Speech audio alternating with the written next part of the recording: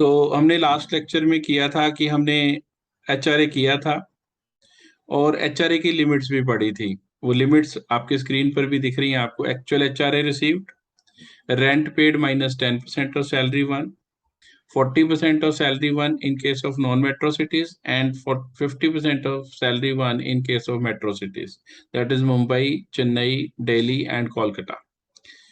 तो ये लिमिट्स लगानी है हमने, लेकिन इस क्वेश्चन में आप देख रहे हैं नीचे जो आप क्वेश्चन नंबर प्रॉब्लम 1 लिखा है, from the following information submitted by mister Vishnu in respect of monthly salary and allowances, एक महीने की सैलरी और अलाउंसेस दिए हैं। Find out the HRA chargeable to tax for the assessment year 22-23 if his salary is due on the last day of the month।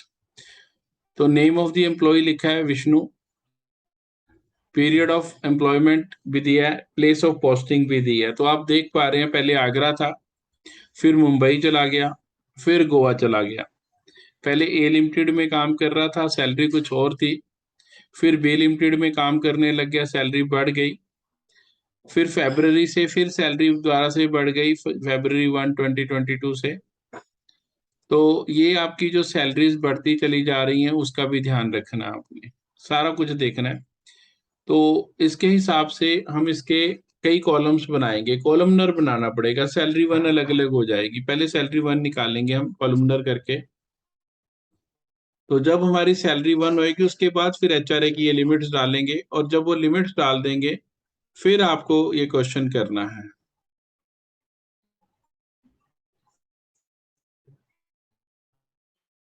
तो ए limited में काम कर रहा है वो, 1 अप्रैल से काम कर रहा है।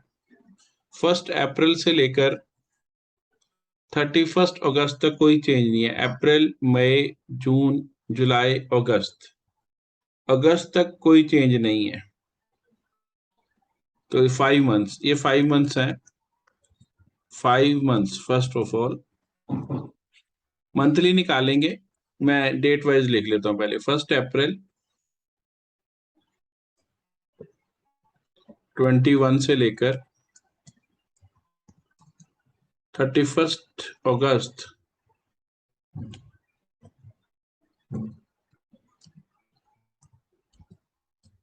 21, it is a period of 5 months.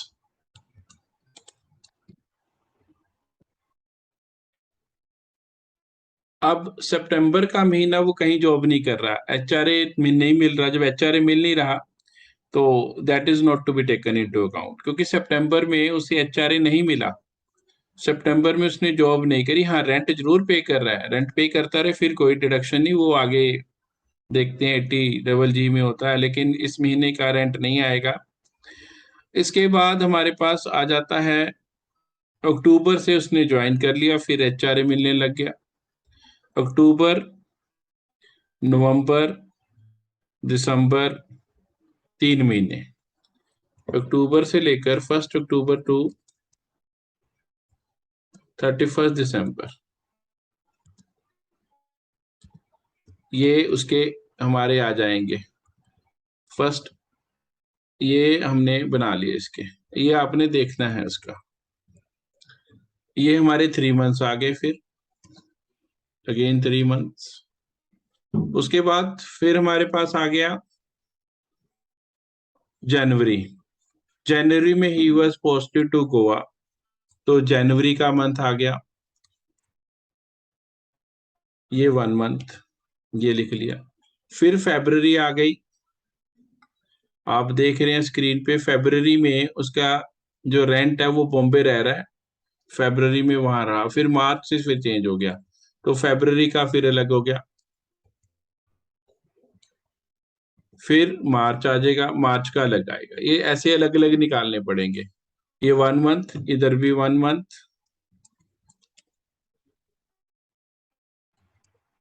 इधर भी 1 मंथ, ये अलग अलग निकाल लिए।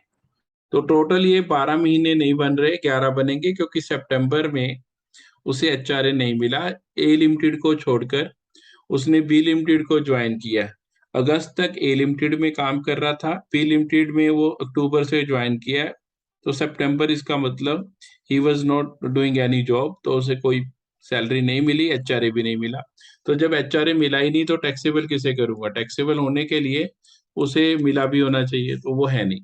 तो इसलिए ये हमने अलग अलग हमने कर लिए सारे। और जब हमने ये सारे अलग अलग कर लिए, अब हम पहले इनकी सैलरी वन निकालें। और सैलरी वन तो आप सभी जानते हैं कैसे निकालते हैं सैलरी वन। पहले सैलरी वन निकालने लगे। Salary one is combination of three things: basic salary, basic salary, DA when enters, वो है नहीं इसमें मेरे ख्याल,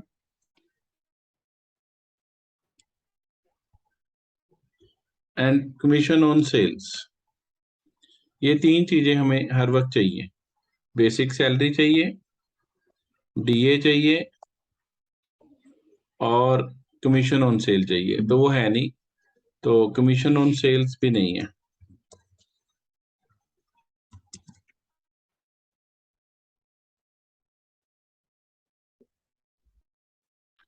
तो जब हम ये सारे निकालेंगे तो हमारा ये काम बनेगा।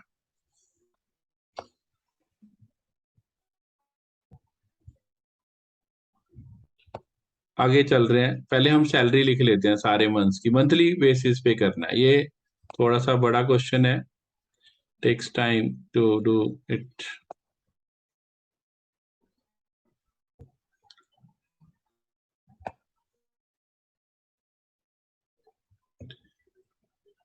बेसिक सैलरी, जब वो ए लिमिटेड के साथ काम कर रहा था फर्स्ट 6 मंथ्स, तो 6,000।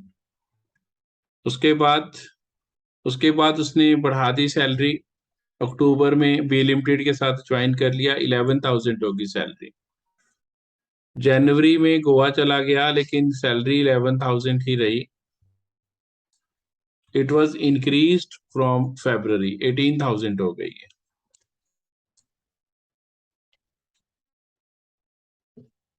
February and March for the month of. फिर इसमें हमें चाहिए डीए एंटर्स, डीए नहीं है।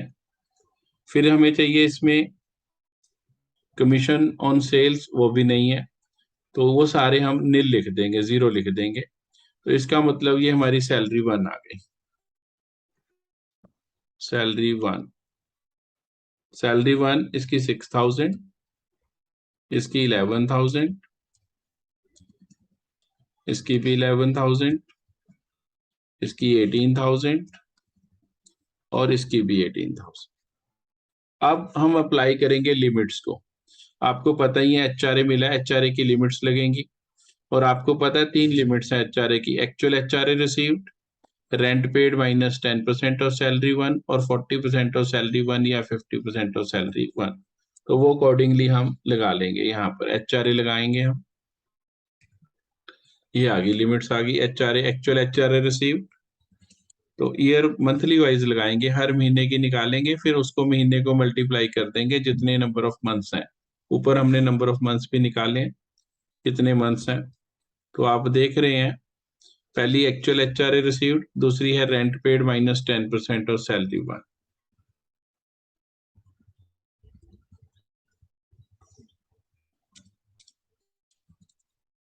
इसको हम सैलरी वन छोटा लिख देते हैं, बड़ा नहीं कर।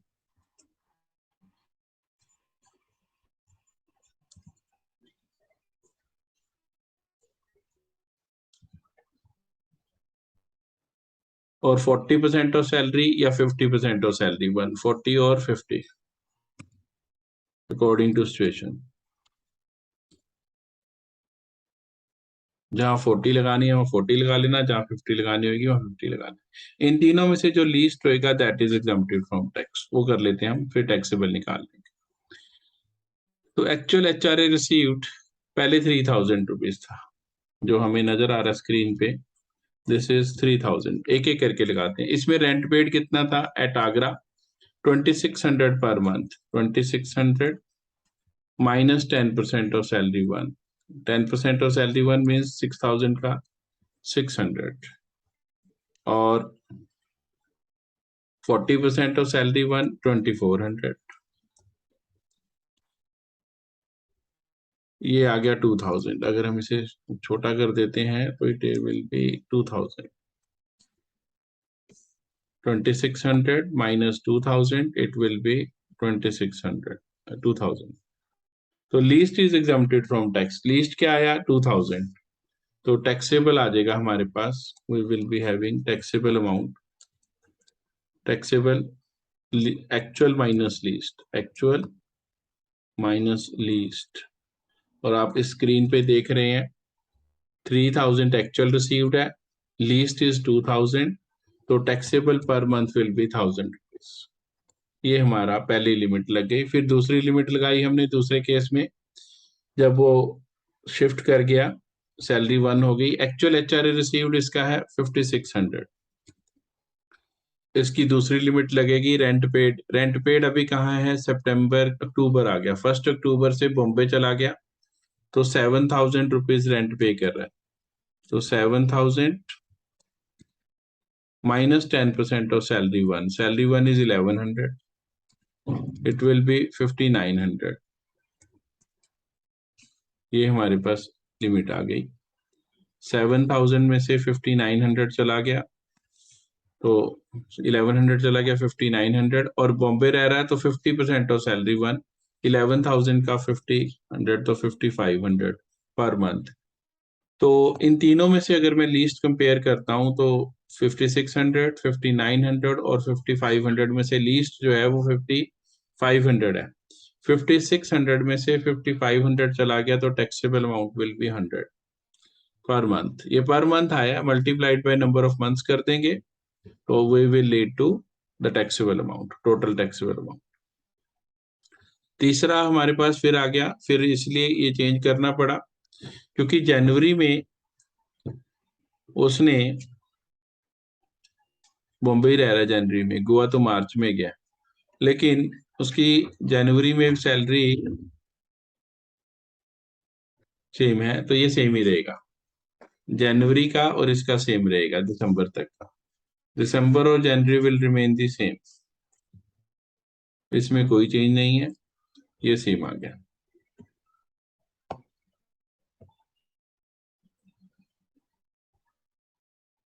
तो इसका भी 100 रुपीज पर मंथ आ गया, तो इसमें कोई चेंज नहीं है। अब आ गया फेब्रवरी। फेब्रवरी में फिर चेंज हो जाएगा क्योंकि फेब्रवरी में उसकी सैलरी बढ़ गई, सैलरी 18000 हो गई, तो एक्चुअल एचआरए रिसीव्ड इज 5600, इसमें कोई चेंज नहीं, 5600 ही रहेगा। दूसरा रेंट पेड उतना ही है 7000, क्योंकि अभी वो रह वहीं पर रहा मुंबई में। 7000 माइनस, हालांकि पोस्टिंग गोवा होगी है बट रह मुंबई रहा है, तो 50% ऑफ सैलरी 1 ही रहेगा। 7000 minus 10% of this 1800, it will be 5200। तो ये 5200 आ गया हमारे पास।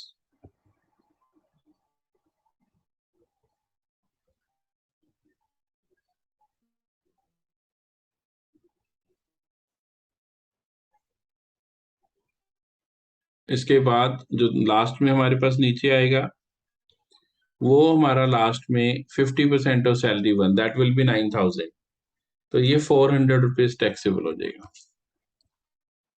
It will be 400 taxable.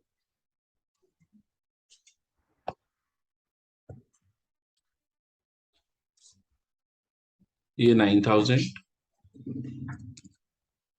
और लास्टली जब वो गोवा शिफ्ट हो गया, अब फिर वैसे ही उसको ये 5600 ही मिल रहा है एचआरए।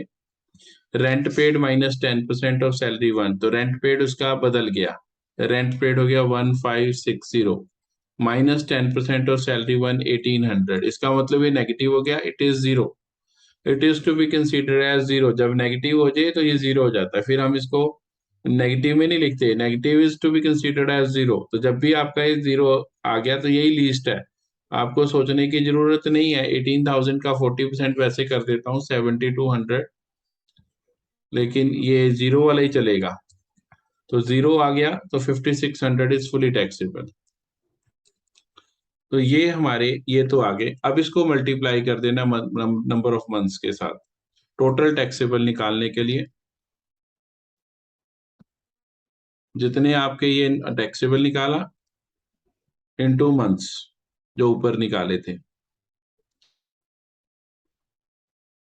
तो जितने नंबर ऑफ मंथ्स आएगा वो टोटल टैक्सेबल आपका ये आ जाएगा।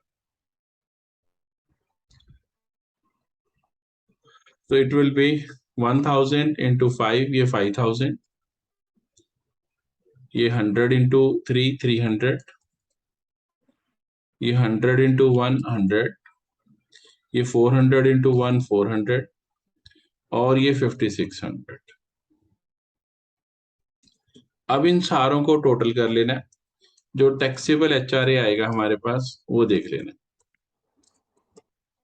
सारे टोटल कर लो बेटा।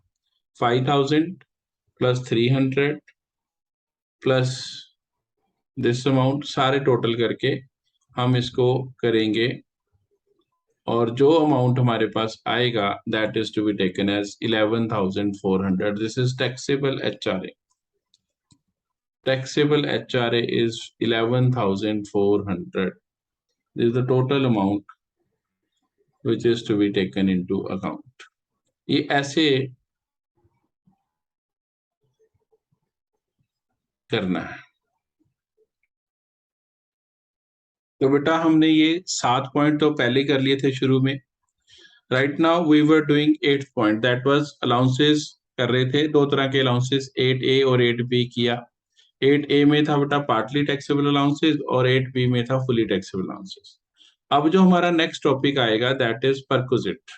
तो परक्विजिट आप देख रहे हैं स्क्रीन के ऊपर, 3 पार्ट्स में हमने परक्विजिट किए। पहले परक्विजिट का मतलब समझते हैं। परक्विजिट का मतलब होता है एनी बेनिफिट और facility given to employee generally in kind not in cash, जिसको हम अगर मैनेजमेंट की बात करें तो फ्रिंज बेनिफिट्स भी कह देते हैं।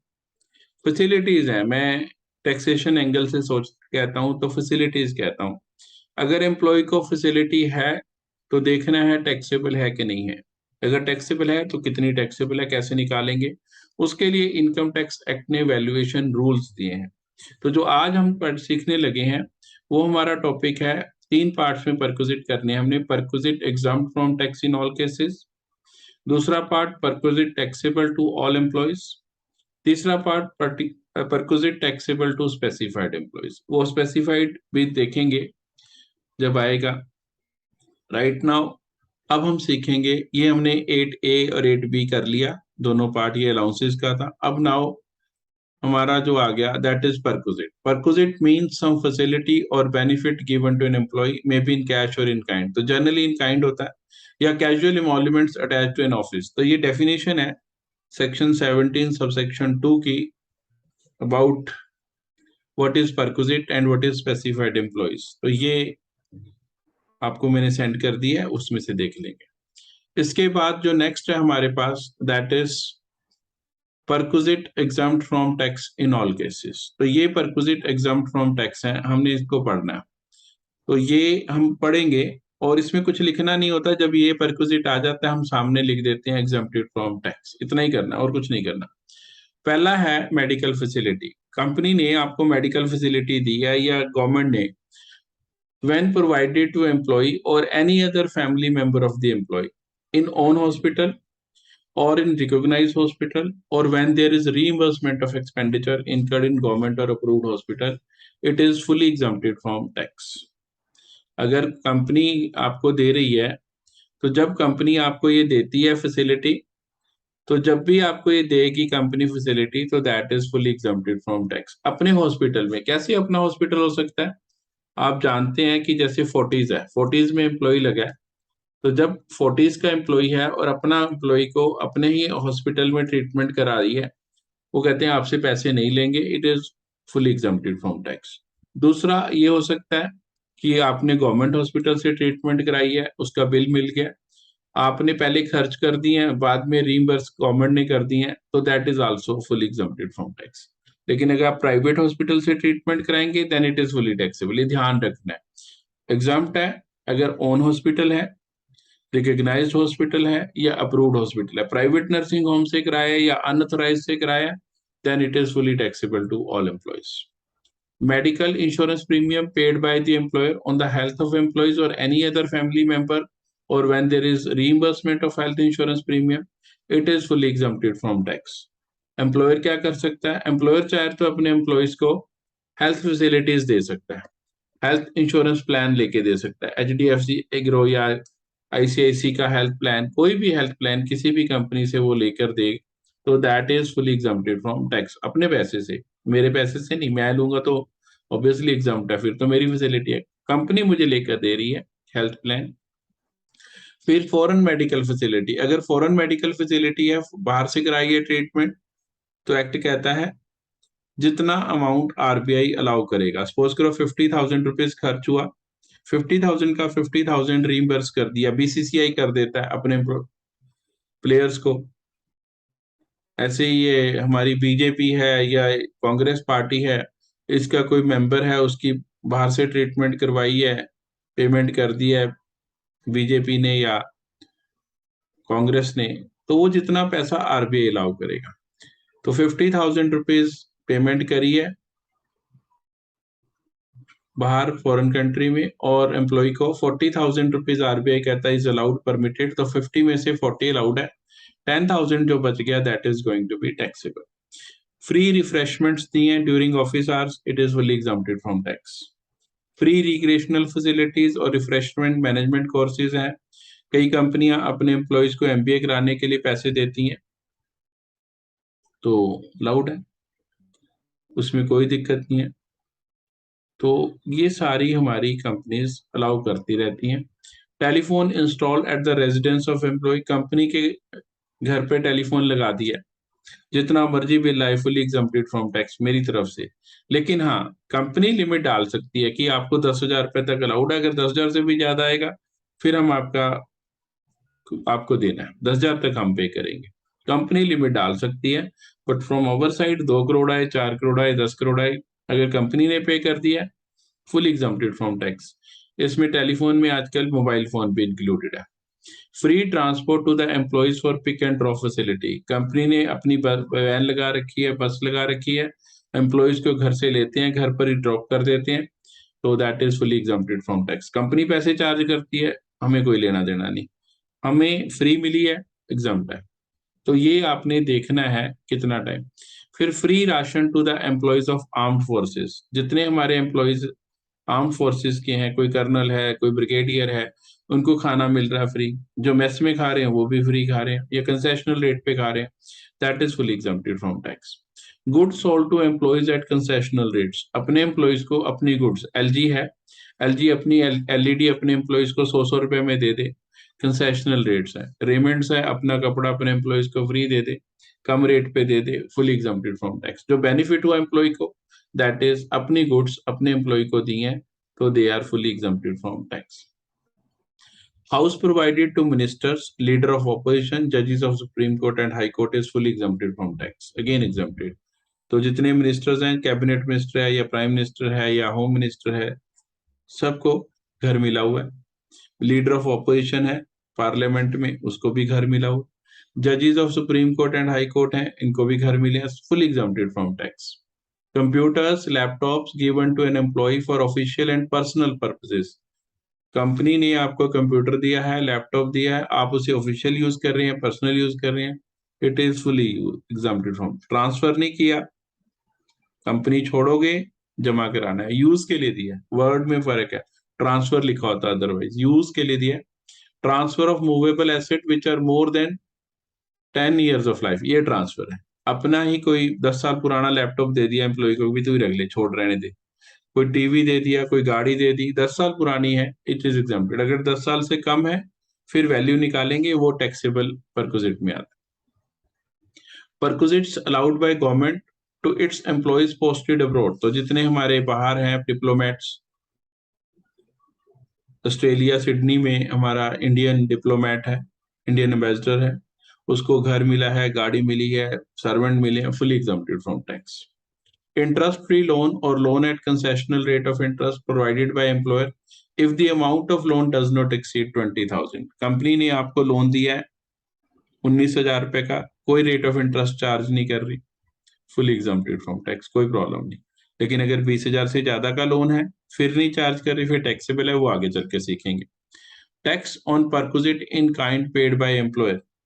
कंपनी ने हमें गाड़ी दिया या घर दिया, लेकिन उसका जो टैक्स बनता है वो भी कंपनी पे कर रही है, then that perquisite is fully exempted from tax. कोई भी परक्विजिट जिसके ऊपर टैक्स कंपनी पे करेगी, that perquisite is going to be exempted to me. पहले बेटा हमने एक कंसेप्ट निकाला था, फ्रिंज बेनिफिट टैक्स लगाते थे, आजकल वो अबॉलिश है।